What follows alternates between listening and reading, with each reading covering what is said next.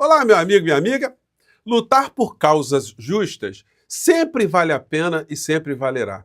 E hoje é um daqueles dias em que pessoas como eu e você devemos ter uma satisfação muito grande de termos a certeza de que nós estamos do lado certo da história, do processo civilizatório. Porque hoje a civilização deu alguns passos para frente aqui no Brasil, obrigando com que a barbárie desse alguns passos para trás.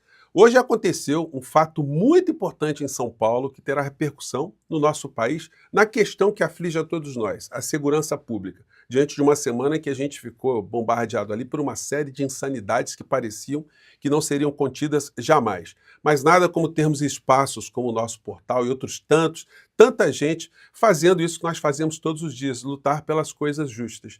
Enquanto isso, ainda alguns grupos da extrema-direita bolsonarista, essa gente que vive no mundo paralelo, jurídico inclusive, estão ainda falando uma série de bobagens, e as bobagens que eles estão falando hoje comprometerão o futuro do inelegível, da figura que eles tentam proteger de alguma maneira. São muitos atos falhos, porque essa gente, de fato, eles têm muitos problemas. Eu vou trazer aqui para vocês também algumas cenas absolutamente inusitadas que mostram coisas aqui que são inacreditáveis que estão acontecendo no nosso país. Bom, antes de entrarmos nos nossos temas, quero convidar você que está chegando agora no nosso portal e ainda não é inscrito, para que, em primeiro lugar, você se inscreva aqui conosco, você que é muito bem-vindo, muito bem-vinda. Se inscreva também, se puder, no nosso clube de membros e participe aqui do nosso chat, mande seu comentário, dê o seu joinha e vamos ajudar o nosso portal a chegar a cada vez mais pessoas como você. Lembrando que nós estamos nos últimos dias da votação no IBEST, o nosso portal aqui concorre como o seu canal predileto aqui nas redes sociais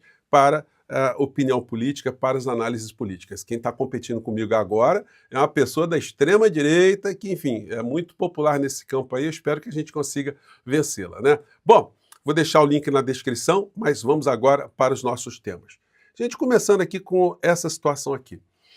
O Globo hoje anunciou, e alguns jornais repercutiram, um fato que aconteceu. Em meio a tantas coisas que a Polícia Federal apreendeu lá na sede do PL, apreendeu isso aqui também. Polícia Federal apreende contrato de R$ 900 mil para a reforma da casa de Bolsonaro em Angra dos Reis. Documento foi encontrado durante busca e apreensão na sede do PL. Defesa do ex-presidente não comenta. O que a matéria está dizendo? A matéria está dizendo que foi fruto de ilicitude? Está acusando o inelegível de alguma coisa? Não, está apenas registrando que aconteceu isso, né? Mas quando a figura é muito bandida, ela comete atos falhos, né? E foi a situação do inelegível hoje. Aí ele veio para as redes sociais, ele postou que, olha, que bobagem, isso é uma fake news.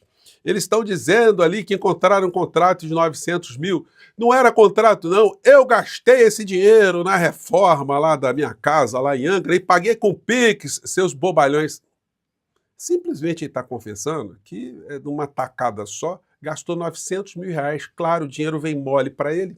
Sempre foi uma pessoa que nunca gostou de trabalhar, nunca trabalhou.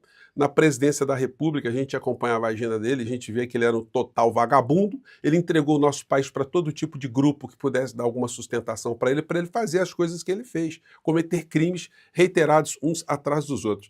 Mas vejam só o comportamento do sem noção, né? Mais um deles, né? Todo felizão. Tiram o patrimônio dele. Se deram mal mais uma vez. Agora, quem vazou esse contrato, segundo a própria imprensa, foi a Polícia Federal. Polícia Federal, vocês aprenderam muita coisa na minha mesa. Inclusive, 3 páginas de um inquérito. É isso mesmo? Vaze essas 3 páginas do inquérito. Ficaria muito feliz com esse vazamento. Bom dia a todos. Até a próxima fake news. Não teve fake news nenhuma, né? Mas é inelegível vir com essa história aí, enfim. Eu acho que muitas pessoas que já estão de forma muito lenta percebendo que sempre seguiram uma pessoa sem escrúpulos, que é uma figura que gosta muito de dinheiro, né? Ele gosta sempre de movimentar muito dinheiro em benefício próprio. Quem sabe essas pessoas despertem em algum momento, né? O nosso papel aqui é mostrar o que acontece. Mas não tem fake news nenhuma, não. Mostra que o que a figura gosta muito é de dinheiro vivo, inclusive de operar com dinheiro sem declarar, né? Esse aí ele disse que declarou, mas enfim, são coisas que acontecem nesse mundo cão. Gente, o fato significativo de hoje foi esse aqui. O ministro Flávio Dino, enquanto estava como ministro da Justiça no governo Lula, ele desenvolveu ali uma ação para que todas as polícias, um projeto do governo federal, fez com que todas as polícias apresentassem ali seus cronogramas para a colocação, a adaptação de câmeras corporais nas polícias de todos os estados. O único estado que estava ali muito contrário era o estado de São Paulo, com o filhote de Bolsonaro, Tarcísio de Freitas. Na época, o ministro Dino aliás, já não era mais ministro, ele era ministro do Supremo Tribunal Federal, tinha deixado o Ministério da Justiça. Mas aí ele comentava aqui sobre câmeras corporais. Vamos acompanhar aqui. Formação, claro, manual de doutrina, claro, e câmeras. É esse o caminho pelo qual a experiência mostra. A experiência de São Paulo mostra a pretérita que eu me refiro. E a experiência pretérita, que no governo Dória implementou câmeras, e a letalidade policial, o número de policiais mortos reduziu e o número de cidadãos ou de pessoas envolvidas com algum conflito também diminuiu. A experiência atual no Rio de Janeiro mostra que é um mecanismo efetivo. A Bahia foi o primeiro estado a celebrar conosco uma parceria. Bom, e aí é o seguinte, durante o processo de campanha eleitoral, a questão das câmeras era uma questão que o Tarcísio de Freitas, ele não queria adotar de jeito nenhum. Nessa entrevista a gente tem a noção do que dizia a figura dentro desse arcabouço do poço infundo da ignorância. Agente de segurança há uma vacilação, né? E ele não pode vacilar em alguns momentos. O que eu vejo da Câmara? Para mim, é um voto de desconfiança para o agente da segurança pública. Eu estou dizendo, de certa forma, e isso fica implícito, olha, policial, eu não confio em você. Eu preciso te monitorar. Então, a visão do Tarcísio era essa visão da extrema-direita completamente deturpada, sem a menor base científica, sem a menor base humana, sem a menor preocupação social. Todos nós sabemos que se um servidor público ele não está monitorado, ele pode, por algum desvio, cometer alguma situação que não esteja prevista na legislação e escapar sem nenhum tipo de sanção. Quando alguém lida com a segurança, com a vida das pessoas, isso aí requer um cuidado extremamente especial.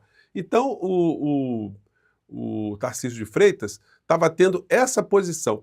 E hoje ele mudou radicalmente. E isso, gente, significa um recuo dessa barbárie. Ele reconhecendo a barbárie, reconhecendo os passos errados e mostrando agora que vai adotar aquilo que já foi preconizado pelo governo federal lá atrás. Isso, gente, terá um impacto na vida social aqui no nosso país muito grande. Isso vai fazer com que as polícias sejam reeducadas no seu comportamento. Mais pela razão de saberem ali que fazem parte de um corpo social que não podem praticar qualquer tipo de violência, do que especificamente por um detalhe, por uma câmera que é um fato muito importante, mas que terá um efeito psicológico, um efeito no que representa a segurança pública, muito além do que a câmera, que vai salvar a vida do policial, a vida de muitos policiais e a vida de muitas pessoas também eventualmente envolvidas em crimes.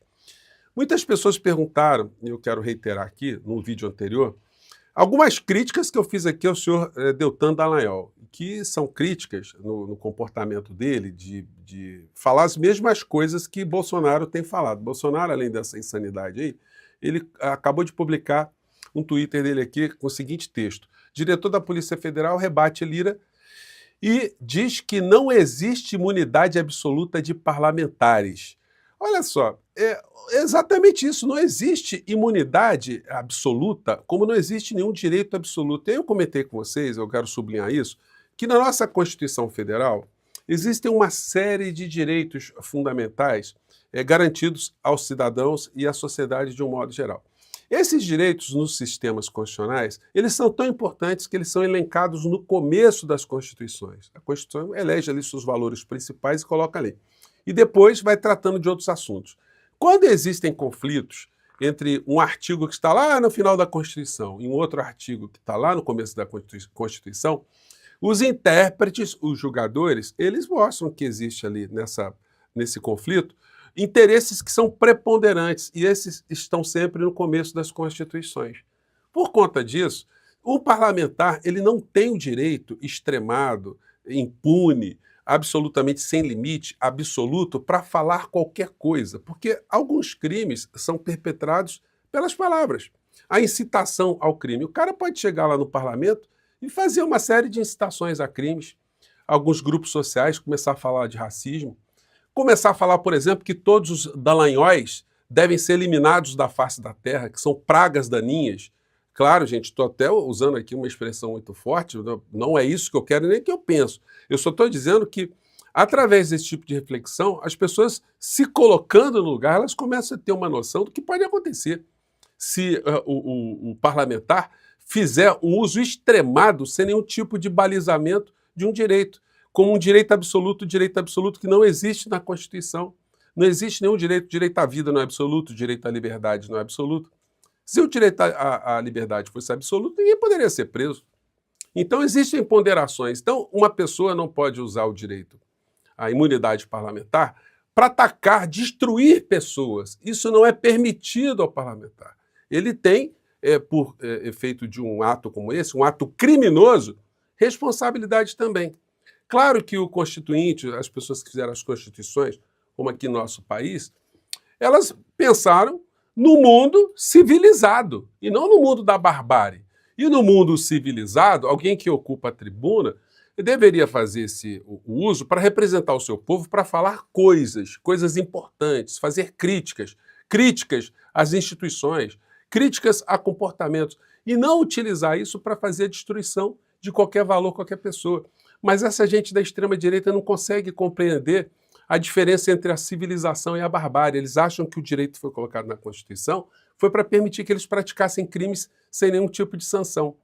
E são contra esses pensamentos e essas pessoas que fazem essa profusão de intoxicações jurídicas, é que eu estou aqui, às vezes, fazendo pontuações muito contundentes. Então, o senhor Dallagnol, o bolsonarismo, o Van Hatten, Dudu Bananinha, Nicolas Ferreira, vocês estão completamente equivocados. Se cometerem crimes e baterem lá no Supremo Tribunal Federal, serão condenados. E para finalizar o nosso encontro aqui, eu trouxe para vocês uma fala aqui do Nicolas Ferreira, de ontem, falando aqui como será o futuro do Bolsonaro. Ele é muito valentão, né, o Nicolas Ferreira, e está dizendo aqui o que deve acontecer com um criminoso como o Bolsonaro. Claro que ele não falou para o Bolsonaro, né? Mas vai atingir o Bolsonaro isso aqui que o senhor Nicolas anda falando. Vamos lá. Preciso com que um parente, talvez, de um grande líder possa sofrer um atentado nas mãos de criminosos para que a gente abra os olhos que a gente precisa meter o ferro em bandido. Não acredito nesse papinho da esquerda de tem que socializar. É socializar o caramba. Se não tem condições de viver em sociedade, fica na cadeia e acabar com essa progressão de regime. Meus parabéns. Olha, o Bolsonaro, quando for preso, a lei diz hoje que tem progressão de regime, tá? Mas eu espero que passe essa proposta do senhor aí, que o caso de um criminoso tão contundente como a figura do inelegível, ele realmente, no caso dele, não tem direito à progressão de regime, não. Vou concordar com o senhor, tá? Passou pela dosimetria, deu 12 anos, fica 12 anos na cadeia. Quando você terminar os 12 anos, você sai. Até lá, você fica. Caso contrário, a gente não vai ter paz nesse país. A paz no nosso país vem com pessoas que cometem crimes e são responsabilizadas pela justiça. Nisso nós concordamos, né? Gente, eu fico por aqui mais uma vez. Um grande abraço e até o nosso próximo portal. Tchau!